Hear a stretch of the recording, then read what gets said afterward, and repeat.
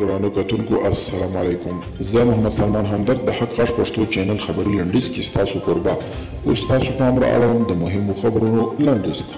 ولسمشر محمد اشرف غني د ټلیفون له لارې د قطر له امیر شیخ تمیم بن حمد الثاني سره پر افغان سوله خبرې کړي. له ارګ د خپرې شوي خبرپاڼې له مخې ولسمشر غني د قطر امیر ته ویلي دوی هیله لرله چې تاوتریخوالي به کم شي، خو له بده مرګه ډېر شوي دي. هغه د قطر امیر څخه غوښتنه کړې چې په دې برخه کې ورسره همکاري وکړي.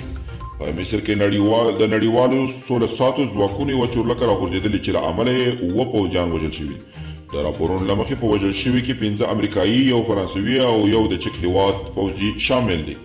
د ترکیې د بهرنیو چارو وزیر مولود چاوش اوفلو د پنجشنبې په ورځ پر انقره کې د افغانستان د سولې لپاره د امریکا له ځانګړي استازي میخیل زاد سره په سیمه کې پر سیمه ییز پرمختګونو په اړه خبرې کړي. مولود چاوش اوغلو په خپل ټویټ کې څرګندونې کړي د افغانستان د سولې لپاره د امریکا له ځانګړي استازي میخیل زاد سره د افغانستان د سولې په بهیر کې د وروستیو پرمختګونو بحث او خبرې وشوې. هغه زیاته کړې په افغانستان کې د سولې او ثبات په هڅه کې خپل ملاتړ روان ساتي. امریکایي سناتور وايي پینټاګون کې وروستي بدلونونه د بهرنیو جګړو د پای ته رسولو په موخه دي او تایلند کې د $1 میلیارډ په ارزښت مخدره توکي نیول شوي دي.